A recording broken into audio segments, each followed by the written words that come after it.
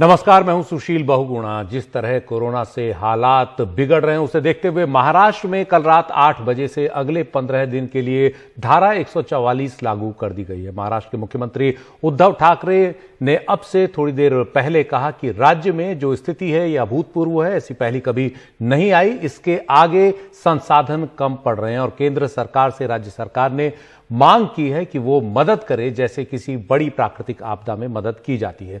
टीकाकरण बढ़ाने की भी बात उद्धव ठाकरे ने की। कहा ऑक्सीजन की कमी हो रही है तो दूसरे राज्यों से ऑक्सीजन की सप्लाई पर विचार चल रहा है। विमान से हम ऑक्सीजन के सिलेंडर्स मंगाएंगे। गरीब मजदूरों की रोजी रोटी पर भी संकट आ गया है, इसके लिए भी केंद्र की मदद की जरूरत होगी। उद्धव ठाकरे ने यह बात कही। करीब आधे घंटे से उनका यह भाषण चल रहा है। उन्होंने कहा कोरोना के खिलाफ इस लड़ाई में जीत हर हाल में होगी, लेकिन इसके लिए जनता की मदद की दरकार होगी। तो लॉकडाउन का ऐलान उद्धव ठाकरे ने नहीं किया, लेकिन कल रात 8 बजे से अगले 15 दिन के लिए धारा 144 लागू करने का ऐलान किया। हमारे साथ हमारे सहयोगी सोहित मिश्रा हैं। सोहित, और क्या खास बात है जो महाराष्ट्र में लागू होंगी उद्धव ठाकरे के इस भाषण के मुताबिक? देखिए, उद्धव ठाकरे सुशील जी वो वही बता रहे हैं कि किस तरह से मामले जो हैं वो लगातार बढ़ रहे हैं, जिसके बाद कई कदम उठाए गए हैं। सबसे पहले ये तय किया गया है कि कल रात 8 बजे से अगले 15 दिनों तक धारा 144 लागू रहेगी।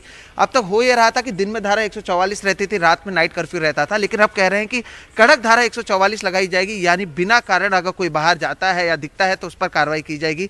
इसके अलावा भी कई सारी चीजें की गई है। जो एक बड़ी बात अभी आ रही है कि सरकार 1 महीने के लिए राशन की व्यवस्था करेगी, जिससे 7.5 करोड़ लोगों को उसका फायदा होगा। महाराष्ट्र में शिवसेना की ओर से शिव भोजन थाली चलाया जा रहा था, जहां पर पहले 10 रुपए में थाली दिया जाता था, जिसे 5 रुपए किया गया था। अब जो जानकारी मिल रही है, अगले 1 महीने तक शिव भोजन थाली जो है वो मुफ्त में दिया जाएगा और जो लोगों की इसकी सबसे ज़्यादा ज़रूरत है उसे ये दी जाएगी। अभी के अभी जो है गाइडलाइंस आए हैं, मैं गाइडलाइंस दिखा देता हूँ, उसके ऊपर भी आपको बताने की कोशिश करता हूँ कि क्या कुछ इसमें कहा गया है। Section 144 to be impose in the state, no one to move in public place without valid reason mentioned here, all the establishment public places activities services shall remain close save as explicitly mentioned here in below. यानी धारा 144 लागू रहेगी, बिना कारण कोई भी बाहर निकलेगा उस पर कार्रवाई की जाएगी। सार्वजनिक जगह जो है उसे बंद रखने की बात की जा रही है और एक्सेप्शन भी जो है, यानी जो लोग काम जा सकते हैं अत्यावश्यक सेवाओं से जुड़े, वो 7 बजे से सुबह 7 बजे से रात 8 बजे के बीच में जो ही मूवमेंट कर सकते हैं और वो अनरिस्ट्रिक्टेड यानी उनको अनुमति है ये मूवमेंट करने की। तो कहीं ना कहीं इसमें कई सारी चीज़ें बताई गई है कि उसमें कौन कौन शामिल है। अत्यावश्यक सेवाओं में अस्पताल है, जो मास्क बनाने वाली फैक्ट्रियां हैं, कार्गो है, बैंक है, पेट्रोल पंप है, शेयर मार्केट है, ऐसे कई सारी चीज़ें हैं जो इसमें शामिल हैं, जो अत्यावश्यक हैं। अगर वो नहीं रहेंगी तो इसका असर कहीं ना कहीं पड़ेगा। पब्लिक ट्रांसपोर्ट शुरू है, रेलवे, लोकल बस, ऑटो, ये सारी चीज़ें शुरू है, लेकिन केवल अत्यावश्यक सेवाओं से जुड़े लोग ही इसमें जा सकते हैं। दूसरे लोगों को बिना कारण बाहर निकलने की अनुमति नहीं होगी। होटल रेस्टोरेंट बंद होंगे। इसमें से कई सारी चीज़ें जिसका पहले ऐलान किया गया था वो सारी चीज़ें यहाँ पर बताई जा रही है। प्राइवेट ट्रांसपोर्ट में भी ये कहा गया है कि अगर आपके पास खुद के पास भी गाड़ियाँ हैं और आपकी अगर पर्पस इमरजेंसी नहीं है या कोई वैलिड रीज़न नहीं है तो आपके ऊपर 1000 रुपये का फाइन भी जो है मारा जाएगा। ऐसे जो नियम है वो बनाए गए हैं। मैन्युफैक्चरिंग सेक्टर के लिए भी कई सारी चीज़ें कही गई है और ऐसे जो नियम बनाए गए हैं, मुख्यमंत्री अभी भी लगातार बातचीत कर रहे हैं। उनका कहना है कि जो पत्रकार हैं उनको भी कहीं ना कहीं अनुमति दी गई है। जो पत्रकार हैं वो भी जा सकते हैं। एसेंशियल सर्विसेज को छोड़कर सब कुछ बंद रहेगा। इसे कहा जा रहा है ब्रेक द चेन। अब तक जो कहा जा रहा था माझे कुटुंब माझी जवाबदारी, ये सबसे पहला मुहिम निकाला था जिसमें कहा गया था कि मेरा परिवार मेरी जिम्मेदारी। उसके बाद एक दूसरा मुहिम निकाला गया था जिसके लिए कहा गया था मी जवाबदार, यानी मैं जिम्मेदार हूँ। उसमें कई नियम बनाए गए थे। अब ये तीसरा जो शुरू किया गया है ब्रेक द चेन, इसमें अगले 15 दिनों तक के लिए नियम बनाए गए जा रहे हैं, जिसमें धारा 144 को लागू किया गया है। कंस्ट्रक्शन साइट्स के लिए कहा गया है कि अगर आपके पास कंस्ट्रक्शन साइट्स पर जगह है जहां पर आप अपने मजदूरों को रख सकते हैं, उनके खाने पीने का इंतजाम कर सकते हैं, तो आप कंस्ट्रक्शन साइट्स पर उन्हें रखिए, उन्हें बेवजह गांव मत भेजिए। और ये भी कहा गया है कि कई ऐसे उद्योग हैं जो पूरे की पूरी बस्ती बसाते हैं जहां पर उनके लोग काम करते हैं, तो ऐसे लोगों के लिए भी अनुमति दी गई है कि आप बस से अपने लोगों को बस्ती से लाकर अपने फैक्ट्री में ले आइए, वो काम कर सकते हैं और दोबारा अपने घर जा सकते हैं बिना वजह बाहर घूमने की अनुमति नहीं दी जाएगी। ऐसी सारी चीजें की गई है। साथ ही साथ कहा जा रहा है कि 1500 की मदद रियल एस्टेट के मजदूरों को की जाएगी, यानी 1500 रुपए की आर्थिक मदद की जाएगी। अधिकृत फेरी वालों को भी ये दी जाएगी और रिक्शा चालकों की भी मदद करने की बात की जा रही है। यानी जिस तरह से सरकार को भी पता है कि लोगों की जेब पर इसका असर पड़ेगा, तो जो नियम कठोर बनाए जा रहे हैं, मुख्यमंत्री का कहना है कि इसे लॉकडाउन नहीं कहना चाहते हैं वो, लेकिन जो कठोर नियम बनाए जा रहे हैं उसके साथ ही आर्थिक सहायता देने की भी बात वो कर रहे हैं। सुशील जी, एक अहम बात जो इसमें आई है वो ये भी आई है कि अस्पतालों की संख्या बढ़ाने की बात हो, बेड बढ़ाने की बात हो, वेंटिलेटर्स बढ़ाने की बात हो, ये सारी चीज़ें तो की जा रही है। उन्होंने कहा कि ऑक्सीजन की कमी है, सड़क से तो हम दूसरे राज्यों से ऑक्सीजन लाने की कोशिश कर रहे हैं, लेकिन मैंने प्रधानमंत्री को चिट्ठी लिखकर कहा है कि अगर हो सके तो सेना के जरिए हवाई यात्रा करते हुए, यानी एयरफोर्स की भी मदद ले सकते हैं और उसके जरिए एयर ट्रैवल करते हुए जितनी जल्दी ऑक्सीजन महाराष्ट्र में पहुंचाई जा सकती है उसे पहुंचाई जाए। ये सारी चीज़ें इसलिए करनी पड़ रही है क्योंकि लगातार मामले बढ़ रहे हैं। आज अगर बात करें तो महाराष्ट्र में 60,000 से ज़्यादा मामले सामने आए हैं और इसलिए ये सारे निर्णय लेते हुए उद्धव ठाकरे बात कर रहे हैं। उनका कहना है कि पहले से ही कक्षा 1 से लेकर 9वीं तक की परीक्षा हो या कक्षा 11वीं की परीक्षा हो, उसके जो भी छात्र थे उन्हें पास कर दिया गया है। कक्षा 10 और कक्षा 12 के लेकर जो एग्जाम्स होते हैं उसे पोस्टपोन किया गया है। छात्रों को उसमें इसलिए पास नहीं किया जा सकता क्योंकि उनकी परीक्षा जरूरी होती है। तो ये सारी बातें मुख्यमंत्री कर रहे हैं। अब आर्थिक सहायता देने की बात भी वो करते हुए नजर आ रहे हैं और क्या कुछ कहते हैं ये देखना अहम होगा। जी सोहित, हमारे साथ सुनील सिंह भी हैं। सुनील, 60,000 से ज्यादा केस बीते 24 घंटे में महाराष्ट्र में आए हैं और पुणे में तो 10,000 का आंकड़ा पार हुआ और मुंबई में भी 7,898 केस आए हैं। जो उद्धव ठाकरे ने अभी कहा वो जमीन पर कितना दिख रहा है और जो बातें हैं जो उद्धव ठाकरे ने कही जमीन पर, आप लगातार ग्राउंड रिपोर्ट कर रहे हैं, किस तरह की स्थितियां इस वक्त महाराष्ट्र में है? जो उद्धव ठाकरे ने कहा वो चीजें सोहित ने अभी बता दी।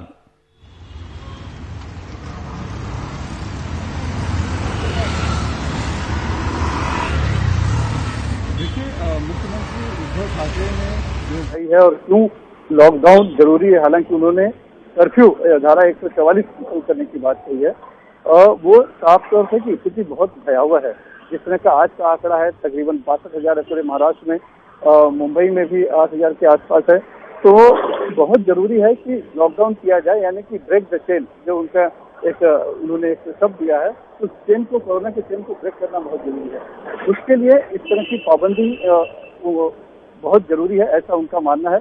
और वो बहुत पहले से इस बात की चेतावनी दे रहे थे कि अगर हम नहीं मानेंगे, लोग अगर सोशल डिस्टेंसिंग का पालन नहीं करेंगे, लोग हमेशा मास्क नहीं लगाएंगे, सैनिटाइजर का इस्तेमाल नहीं करेंगे और आंकड़े इसी तरह बढ़ते रहे तो मजबूर होकर लॉकडाउन लगाना पड़ेगा। और वो बार बार चेता रहे थे और बार बार लोगों को मानसिक रूप से उसके लिए तैयार भी कर रहे थे। और आज वो दिन आ गया जबकि गुड़ी पड़वा का आज अवसर है, त्योहार का अवसर है, तब भी आए और आकर आज उन्होंने कहा कि मजबूरी में उन्हें ये घोषणा करनी पड़ रही है कि कल रात 8 बजे से, यानी आने वाला जो कल है उसके रात 8 बजे से पूरे राज्य में ये धारा 144 यानी कि कर्फ्यू लागू कर दिया गया है। लेकिन ये इस बार का जो ये कर्फ्यू है वो उस तरह का लॉकडाउन नहीं है जबकि सब कुछ बंद कर दिया गया था। इसमें अच्छी बात यह है कि जो सार्वजनिक परिवहन सेवा है वो चलती रहेगी, यानी लोकल गाड़ियां चलेगी, बसेस चलेंगी, हवाई जहाज चलते रहेंगे। तो जो अत्यावश्यक सेवा में जो काम करने वाले लोग हैं उनके लिए परिवहन की व्यवस्था एक तरह से है। जो अत्यावश्यक सेवा में नहीं है उनके लिए बिल्कुल पाबंदी कर दी गई है। होटल वालों को पिछली बार पूरी तरह से बंद कर दिया गया था, लेकिन उसके बाद जैसा कि हमने देखा कि जो गरीब मजदूर एक ही घर में 8 से 10 लोग रहते हैं, जिनके पास रोजी रोटी लगभग बंद है या खाना नहीं बना सकते हैं, तो भूखमरी की स्थिति हो गई थी। इस लिहाजा उसकी भगदड़ मच गई थी, लोग सड़कों पे आ गए थे और सड़कों से लोग जाने लगे थे और बांद्रा में क्या हाल हुआ था हमने देखा था। तो इस बार जो है होटल और रेस्टोरेंट को खुला रहने की अनुमति है सुबह 7 बजे से शाम को 8 बजे तक, लेकिन सिर्फ टेक अवे, यानी कि आप पार्सल ले जा सकते हैं। जैसे ही आप होटल यहाँ पे देख रहे हैं, इस होटल में अंदर बैठकर आप खाना नहीं खा सकते हैं, लेकिन यहाँ से पार्सल आप लेकर जा सकते हैं। ये अनुमति कम से कम दी गई है। यानी होटल इंडस्ट्री जो पिछले लॉकडाउन में एक तरह से बिल्कुल खत्म सी हो गई थी, वो जिंदा रह सकती है। उसमें जो काम करने वाले हैं उनको रोजगार मिलेगा और होटल भी चलते रहेंगे और साथ में जो लोग भूखे हैं उनके लिए खाना भी मिलेगा। इस बार की कम से कम ये व्यवस्था है। साथ ही जो रोड साइड जो खोमचे वाले होते हैं, जो इस तरह के स्टॉल लगाते हैं खाने पीने के, उनको भी अनुमति दी गई है ताकि वहां से भी लोग खरीद सकें। तो इस बार का जो हम कह सकते हैं कि अगर ये लॉकडाउन है तो थोड़ा अलग है, कुछ छूट वाला लॉकडाउन है, ताकि लोगों का जनजीवन, यानी जनजीवन तो नहीं, हाँ पेट फलता रहे, आजीविका चलती रही। कुछ आर्थिक मदद की भी बात की है और साथ में 3 किलो गेहूं जो राशन कार्ड धारक हैं, लगभग 700 की उन्होंने संख्या बताई, उनको 3 किलो गेहूं महीने में मुफ्त मिलेगा और साथ में चावल भी दिया जाएगा, इस तरह की उन्होंने बात कही। हालांकि राशन उस तरह से देखा जाए तो बहुत कम है, लेकिन कोशिश ये की गई है कि कम से कम लोगों को तकलीफ हो। लेकिन एक सवाल है कि रोजी रोटी लोगों की बंद होगी, उसका कोई जवाब किसी के पास नहीं है। जी शुक्रिया सुनील इस जानकारी के लिए। तो लॉकडाउन शब्द का इस्तेमाल नहीं किया, लेकिन सख्ती काफी की है, सिर्फ आवश्यक सेवाएं ही चलेंगी और ये कोशिश की है कि लोगों का रोजगार कम से कम प्रभावित हो इस सख्ती के दौरान। इधर दिल्ली में भी बीते 24 घंटे में 13,468 कोरोना केस सामने आए हैं और 81 लोगों की जान चली गई है। दिल्ली में पॉजिटिविटी रेट 13.14% हो गया है, यानी हर 100 में से 13 से ज्यादा केस पॉजिटिव आ रहे हैं। दिल्ली में एक्टिव मामले 43,000 के पार हो गए हैं, जो 13 नवंबर के बाद सबसे ज्यादा है। उधर उत्तर प्रदेश में भी हालात बिगड़ रहे हैं। लखनऊ में हालात सबसे ज्यादा खराब हैं, कोरोना के केस वहां 5,000 से ज्यादा हो गए हैं। उत्तर प्रदेश के मुख्यमंत्री योगी आदित्यनाथ ने भी आज खुद को आइसोलेट कर लिया, यानी अलग कर लिया, क्योंकि उनके कुछ करीबी अफसर कोरोना पॉजिटिव पाए गए हैं। योगी आदित्यनाथ ने अपने ट्विटर हैंडल पर यह जानकारी दी। उधर इलाहाबाद हाई कोर्ट ने आज उत्तर प्रदेश सरकार को निर्देश दिया कि वो हालात को देखते हुए पूर्ण लॉकडाउन लगाने पर विचार करे। प्रभावित इलाकों में 2 या 3 हफ्ते के लिए पूर्ण लॉकडाउन पर विचार किया जाए। सरकार ट्रैकिंग, टेस्टिंग और ट्रीटमेंट योजना में तेजी लाए। खुले मैदानों में अस्थायी अस्पताल बनाकर कोरोना पीड़ितों के इलाज की व्यवस्था की जाए। सड़क पर कोई व्यक्ति बिना मास्क दिखाई न दे, अन्यथा पुलिस के खिलाफ कोर्ट की अवमानना की कार्यवाही होगी। नाइट कर्फ्यू या कोरोना कर्फ्यू संक्रमण के फैलाव को रोकने के छोटे कदम हैं, ये कहना है इलाहाबाद हाई कोर्ट का, जो काफी इस मामले को लेकर गंभीर है। ज्यादा जानकारी दे रहे हैं हमारे सहयोगी कमाल खान। इलाहाबाद हाईकोर्ट ने उत्तर प्रदेश सरकार से कहा है कि वो मुकम्मल लॉकडाउन के ऊपर विचार करे, कम से कम 2 से 3 हफ्तों के लिए उन जिलों में जहां कोरोना बेतहाशा फैल रहा है। कोरोना इलाहाबाद, लखनऊ, कानपुर, गोरखपुर, वाराणसी, इस तरह के शहरों में बेतहाशा फैला है और स्वास्थ्य की सुविधाएं पूरी तरह चरमरा गई हैं। हाईकोर्ट ने कहा है कि नाइट कर्फ्यू कोरोना रोकने का एक बहुत छोटा कदम है। इससे रात में होने वाली पार्टियां, रात में रमजान में होने वाली भीड़ या नवरात्र में होने वाली भीड़ तो रोकी जा सकती है, लेकिन यह मुकम्मल हल नहीं है। इसके लिए शहरों में पूरी तरह गैर जरूरी ट्रैफिक मूवमेंट को बंद करना होगा। अदालत ने कहा कि इसका अर्थव्यवस्था पे बुरा असर पड़ता है, लेकिन जब हालात बेहतर होंगे तो अर्थव्यवस्था फिर से बेहतर हो सकती है। विकास इंसान के लिए होता है, अगर इंसान जिंदा नहीं रहेगा तो फिर किसका विकास होगा। इसलिए इन उपायों पे जरूर ध्यान देना चाहिए। कोर्ट ने कहा कि सड़क पे कोई भी शख्स बिना मास्क के नजर नहीं आना चाहिए। अगर कोई नजर आया तो ये पुलिस की अवमानना मानी जाएगी अदालत के लिए और उनके खिलाफ कार्रवाई होगी। अदालत ने कहा कि अस्पतालों की बहुत कमी है, लिहाजा खुली जगहों पे अस्थायी अस्पताल बनाए जाएं और अगर जरूरत पड़े तो वहां कॉन्ट्रैक्ट पे लोगों को रख करके कोविड के मरीजों का इलाज कराया जाए। कोर्ट ने यह भी कहा है कि किसी भी पब्लिक फंक्शन में 50 से ज्यादा लोगों को जमा नहीं होने दिया जाए। कोर्ट ने कहा है कि वैक्सीनेशन, ट्रैकिंग, ट्रेसिंग, जितनी भी चीजें जरूरी हैं कोरोना के सिलसिले में, उसका पालन सख्ती से किया जाए। कोर्ट ने इस मामले में सुनवाई की अगली तारीख 19 लगाई है और उसमें एक सचिव स्तर के अधिकारी का हलफनामा तलब किया है। इस दिन अदालत ने इलाहाबाद के सीएमओ और डीएम को भी कोर्ट में तलब किया है। लखनऊ में कैमरामैन राजेश गुप्ता के साथ कमाल खान, एनडीटीवी इंडिया।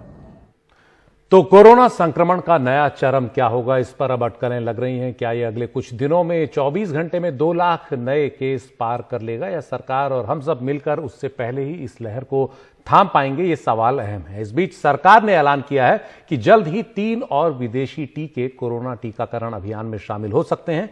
ये टीके फाइजर, मॉडर्ना और जॉनसन एंड जॉनसन कंपनियों के हैं। रूसी टीके स्पुतनिक के आपात इस्तेमाल की मंजूरी सोमवार को ही मिल गई थी।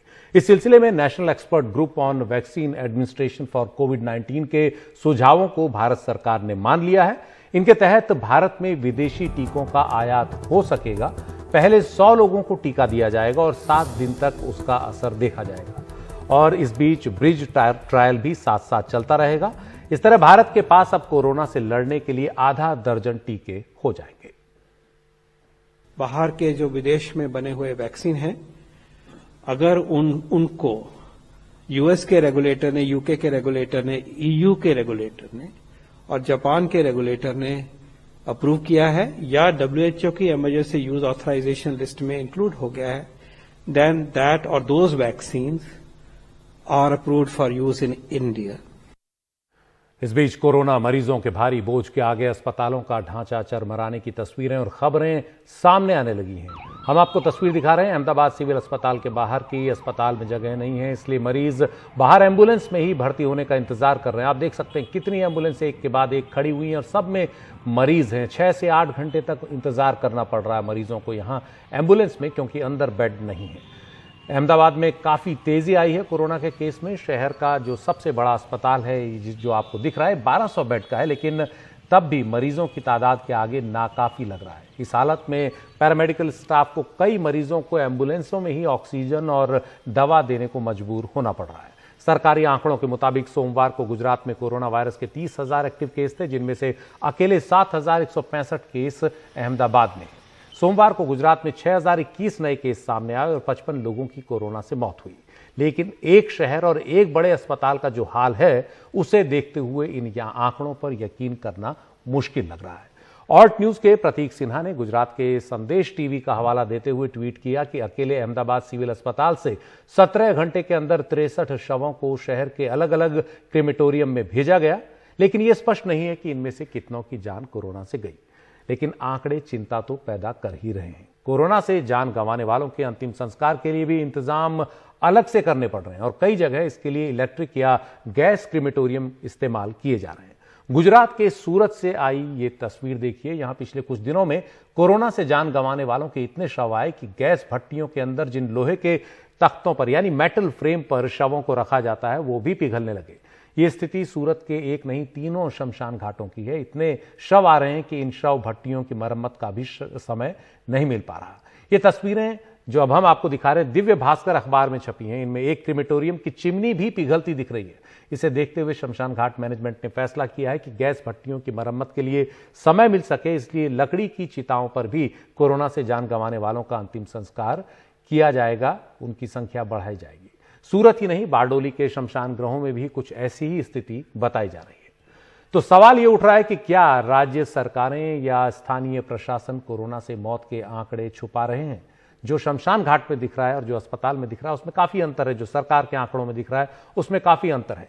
यह सवाल इसीलिए सामने आ रहा है और कई जगहों से ऐसी रिपोर्टें सामने आ रही हैं कि सरकार के आंकड़े और शमशान में पहुंच रहे शवों की संख्या में गंभीर विसंगतियां हैं।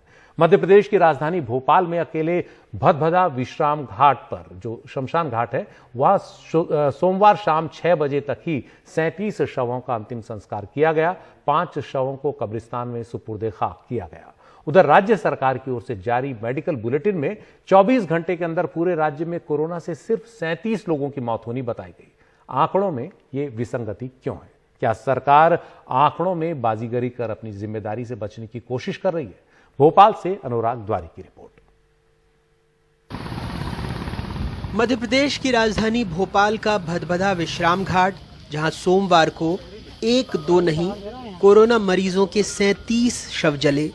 कुछ परिजनों को भोपाल गैस कांड का खौफनाक मंजर याद आ गया।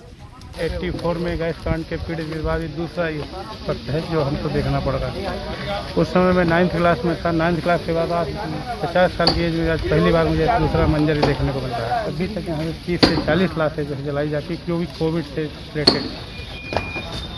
ये और बात है कि सरकारी बुलेटिन में पूरे राज्य में 37 लोगों की कोरोना से मौत की बात लिखी है, जितनी लाशें एक शमशान में जलाई गईं।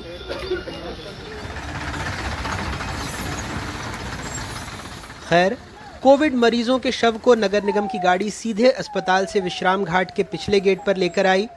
बाएं हिस्से में यहां 12 पिलर के साथ एक अलग व्यवस्था बनाई गई है ताकि सामान्य अंतिम संस्कार वाले लोग संक्रमण से सुरक्षित रह सकें। लेकिन जो अपनों को अंतिम दर्शन देने आए, वो भीड़ से परेशान हो गए। 3-4 घंटे से बैठे हुए हैं। डेड बॉडी जो है कि हमारी वो रखी हुई है वहाँ पर। अब चारों तरफ जो है डेड बॉडियाँ जल रही हैं, वहाँ क्रियाक्रम करना तो कर ही नहीं सकते, इतनी जल्दी वेट करना पड़ रहा है। जितनी बॉडी है उसके हिसाब से यहाँ पे जगह नहीं है, आप खुद भी देखिए। अव्यवस्था एक बात है, लेकिन मौत के आंकड़ों में असमानता दूसरी। 8 अप्रैल को भदभदा में 31 शवों सहित शहर में 41 शवों का कोविड-19 प्रोटोकॉल के तहत अंतिम संस्कार किया गया, जबकि उस दिन सरकारी मेडिकल बुलेटिन में पूरे प्रदेश में 27 लोगों की संक्रमण से मौत की बात कही गई। 9 अप्रैल को अकेले भोपाल में 35 लोगों का अंतिम संस्कार हुआ, जबकि सरकारी बुलेटिन में पूरे राज्य में 23 लोगों की मौत की बात कही गई। 10 अप्रैल को भोपाल में 56, जबकि सरकारी बुलेटिन में 24 लोगों की मौत की बात कही गई। 11 अप्रैल को भोपाल में ही 68, जबकि सरकारी बुलेटिन में पूरे राज्य में सिर्फ 24 लोगों की मौत की बात कही गई। और 12 अप्रैल को शहर में 59 शवों का कोविड प्रोटोकॉल से अंतिम संस्कार हुआ, जबकि सरकारी बुलेटिन में पूरे राज्य में 37 लोगों की मौत की बात बताई गई। हालांकि सरकार का कहना है कि वो कोई आंकड़े छिपा नहीं रही है। सरकार की कोई मंशा नहीं है कि किसी भी तरह की मृत्यु के आंकड़े को छुपाया जाए, और वो छुपा के किसी तरह का हमें कोई अवार्ड नहीं मिलने वाला, ऐसा कहीं भी कोई मंशा नहीं। पिछले सप्ताह अंतिम संस्कार के लिए लकड़ी कम पड़ जाने की बात भी सामने आई थी। 100-150 कुंटल लकड़ी जा रही है डेली परमानेंटली। अच्छा, रोज के कितने जल जाते हैं यहाँ? एक रोज 40, 45, 30, 32 आदि गाड़ी आ रही है डेली। कोरोना वाली? कोरोना की। अच्छा। इन शमशानों में काम करने वाले कर्मचारी भी अब थकने लगे हैं, हाथों में छाले पड़ गए हैं, कईयों को चोट लगी है। गाड़ियाँ ज़्यादा आ रही हैं तो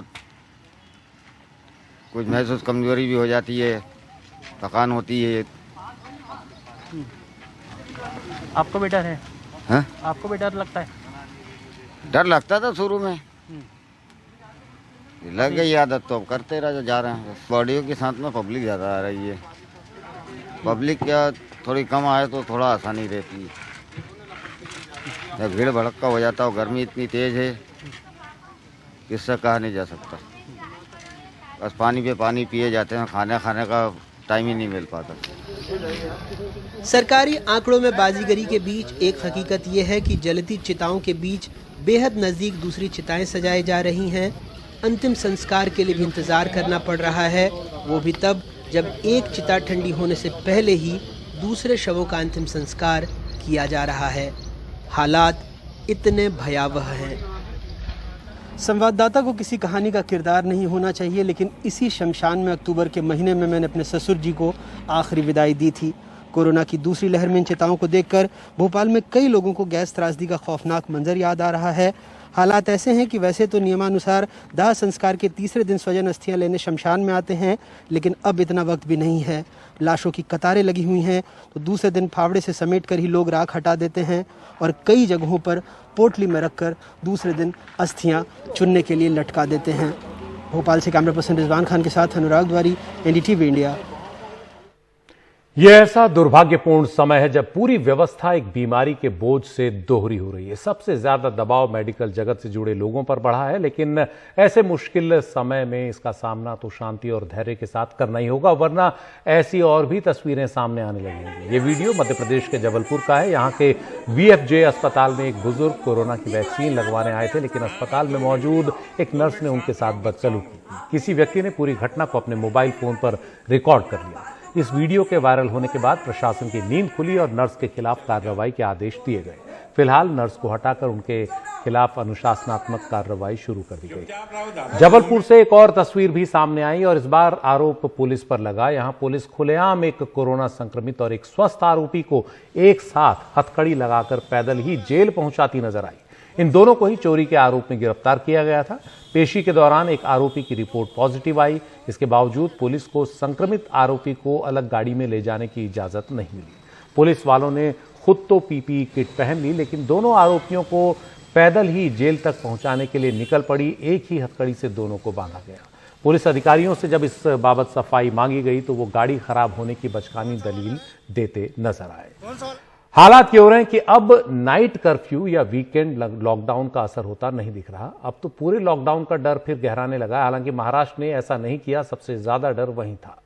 कल हमने आपको दिखाया था कि किस तरह फिर रोजी रोटी जाने के डर से कि अगर लॉकडाउन लगा तो रोजी रोटी चली जाएगी, इस डर से मुंबई में हजारों मजदूर वापस अपने गांव कस्बों को लौटने लगे। आज देखिए दिल्ली से वैसी ही तस्वीर। हमारे सहयोगी मुकेश सिंह सेंगर ने दिल्ली के सराय काले खां जाकर लौट रहे मजदूरों की दिक्कतों का जायजा लिया। दिल्ली के सराय काले खां बस अड्डे पर फिर से मजदूरों का हुजूम इकट्ठा है। महिलाओं के सिर पर उनकी गृहस्थी और धूप में तपते बच्चे, ये बीते साल के लॉकडाउन के बाद पलायन की याद दिलाने वाली तस्वीरें हैं। इसी हुजूम में हमें मिले रूपलाल। मध्य प्रदेश के पन्ना के रहने वाले रूपलाल दिल्ली और गुरुग्राम में मिस्त्री का काम करते हैं। अब काम छोड़कर घर वापस लौट रहे हैं। वजह है लॉकडाउन का डर। उनके साथ गांव के लड़के भी जा रहे हैं जो मिस्त्री का काम करते हैं। और दिल्ली में क्या काम करते हैं? यही मिस्त्री का काम करते हैं। अच्छा, तो घर क्यों जा रहे हो अब लॉकडाउन की वजह से जा रहे हैं, लॉकडाउन लगने वाला है। अच्छा जी जी। तो काम नहीं मिल रहा क्या अभी आपको? काम चल रहा था, जा रहे हैं ऐसे घर। अच्छा, क्योंकि लगता है कि लॉकडाउन लगेगा या हाँ, इसलिए जा रहे हैं। मतलब लास्ट ईयर जैसा परेशानी हो जाएगी आपको? जी जी। अच्छा अच्छा, इसलिए जा रहे हैं कि लॉकडाउन ज़्यादा हो जाएगा, लग जाएगा तो फिर जा रहे हैं। अच्छा। मध्य प्रदेश के दमोह के रहने वाले भूरा अपने परिवार के 7 लोगों के साथ सराय काले खां बस अड्डे से गांव के लिए रवाना हो रहे हैं। भूरा और उसका परिवार मजदूरी करता है, लेकिन अब ज्यादा काम नहीं है और लॉकडाउन की आशंका भी, इसलिए इन लोगों ने गांव जाना ही बेहतर समझा। कहाँ के रहने वाले हो आप? दमोह। दमोह के? हाँ। तो यहाँ क्या काम करते थे आप? चेन्नई का। दिल्ली में? हाँ। और कितने परिवार में कितने लोग हैं आपके? परिवार में 7 जन हैं। अच्छा अच्छा, तो अचानक अपना पूरा सामान लेकर आप घर जा रहे हैं, क्या वजह है? ये बोल रहे थे कि लॉकडाउन लग जाएगा। बोल रहे थे लॉकडाउन लग जाएगा, अपने गांव जाओ। अच्छा, कौन बोल रहा है ये? वही गांव वाले बोल रहे। अच्छा, आदमी बोल रहा है, इसीलिए जा रहे हो आप? हाँ। अच्छा, तो अब कब लौटोगे वापस? अब लौटेंगे जब महीना। यूपी के महोबा के रहने वाले कल्लू दिल्ली और एनसीआर में बेलदारी का काम करते हैं। लॉकडाउन के डर से वो भी गांव चल दिए। आप कहाँ से हो बताओ? मैं महोबा। महोबा के हो आप? हाँ। तो यहाँ क्या काम करते थे? बेलदारी मजदूरी। अच्छा। लॉकडाउन लगने वाला है, कहते पर साल जैसा हाल हो इससे पहले निकल लो। अच्छा, तो इसलिए हम पहले से निकल रहे हैं। मतलब पैदल न भागना पड़े? पैदल न जाना पड़े, इसलिए अपने धक्के खा के। ट्रेन बंद हो गई, पहले ट्रेन चल रही थी जर्नल, अब उसमें वो हो गई रिजर्वेशन। 4 रेंज टिकट बुक कराओ, टिकट मिले ना मिले, और बस पे 650-700 रुपये टिकट किराया है एक आदमी का।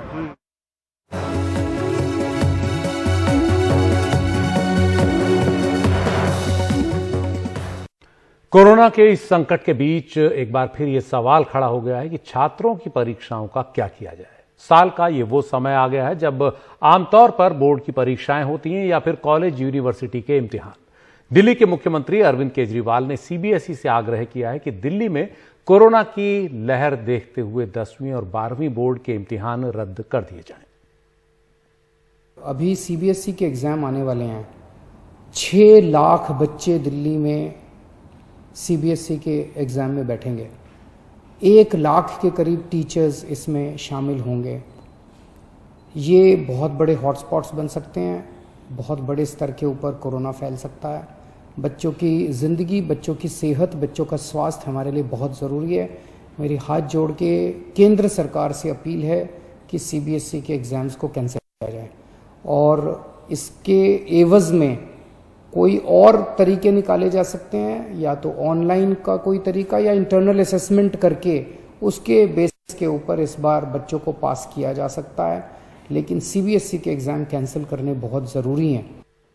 सीबीएसई के बोर्ड के इम्तिहान 4 मई से शुरू होने हैं। 10वीं बोर्ड के इम्तिहान 4 मई से 7 जून के बीच और 12वीं बोर्ड के इम्तिहान 4 मई से 15 जून के बीच कराए जाने हैं। हालांकि अभी तक सीबीएसई की ओर से कोई आधिकारिक जवाब नहीं आया है। यही पता लगा है कि अभी जो तारीखें हैं वो वही रहेंगी। और जो छात्र हैं, पिछली बार की अगर हम बात करें तो 1,40,00,000 छात्र थे जो 12वीं बोर्ड के इम्तिहान में बैठे थे, और 10वीं में जो बैठते हैं वो तो इससे कहीं ज्यादा हैं। और सीबीएसई नहीं, तमाम बोर्डों की जो संख्या है वो करोड़ों में है। तो क्या एग्जाम कराए जाएंगे बोर्ड के या नहीं? अभिभावकों की इस पर क्या राय है, वो क्या कहते हैं, आइए सुनते हैं। किसी बच्चे को पहले से कोरोना है, वो एग्जाम्स नहीं दे पाएगा। किसी बच्चे को एग्जाम्स देते हुए कोरोना हो जाता है, वो अगले एग्जाम्स नहीं दे पाएगा। और बच्चों के लिए ना तो वैक्सीन है, हॉस्पिटल्स पूरे भरे हुए हैं। ये पेरेंट्स के लिए बहुत ही ज़्यादा परेशानी का कारण बनने वाला है। अगर किसी भी पेरेंट्स से ये पूछा जाए कि उसके लिए बच्चे का एग्जाम इम्पोर्टेंट है या उसकी लाइफ, तो ऑब्वियसली उसका आंसर होगा बच्चे की लाइफ। इस टाइम पे सीबीएसई इतने सारे बच्चों को, टीचर्स को, उनके पेरेंट्स को, सबको इकट्ठा करने के बारे में कैसे सोच सकता है?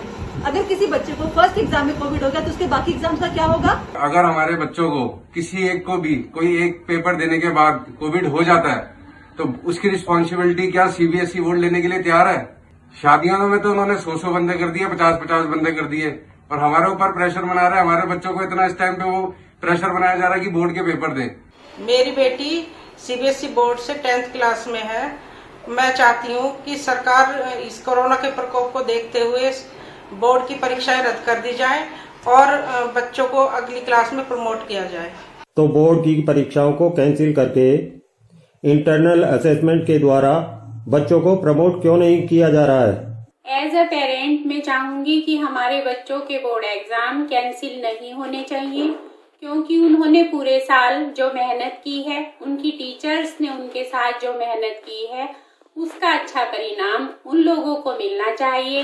हो सकता है कि एग्जाम ना हो तो उन्हें इस चीज का नुकसान अपनी हायर एजुकेशन या फिर करियर पे उठाना पड़े। एक तरफ हम सोशल डिस्टेंसिंग की बात कर रहे हैं, रिस्ट्रिक्शंस लगाने की बात कर रहे हैं, कर्फ्यू लगाने की बात कर रहे हैं, लॉकडाउन की बात कर रहे हैं, और दूसरी तरफ हम एग्जाम्स कंडक्ट कर रहे हैं जहाँ पर lakhs of the students would be appearing. तो उसको please as per the circumstances, subject to the circumstances conduct किया जाए। पेरेंट्स अपनी बात सरकार तक पहुंचाना चाह रहे हैं कि बच्चे जो कि वैसे ही मानसिक तनाव में हैं और ऑनलाइन क्लासेस के माध्यम से सारे बच्चे नहीं पढ़ पाए और नॉर्मल पढ़ाई हुई भी नहीं उनकी, जैसी हर साल होती है। तो जब बच्चों की इस बार नॉर्मल पढ़ाई नहीं हुई तो परीक्षा का नॉर्मल माध्यम क्यों सरकार रखना चाहती है? और एक सुझाव ये भी आया है कि 10वीं की बोर्ड की परीक्षाएं रद्द कर दी जाएं। छात्रों को अब तक हुए इंटरनल असेसमेंट, जो इम्तिहान स्कूल ने लिए, उसके आधार पर अंक दे दिए जाएं, पास कर दिया जाए, और सारी ताकत, सारे संसाधन, मैन पावर 12वीं बोर्ड के इम्तिहानों को सुरक्षित तरीके से आयोजित करने में लगाई जाए। तो तमाम तरह के सुझाव हैं, देखना है क्या सुझाव अमल में लाए जाते हैं। फिलहाल तो ये संकट काफ़ी बड़ा है कोरोना का, जिससे किसी भी तरह से निपटना बहुत ज़रूरी है। अपना ध्यान रखें, मास्क लगाएं, सोशल डिस्टेंसिंग का पालन करें, वरना लॉकडाउन लग सकता है। वक्त एक ब्रेक का।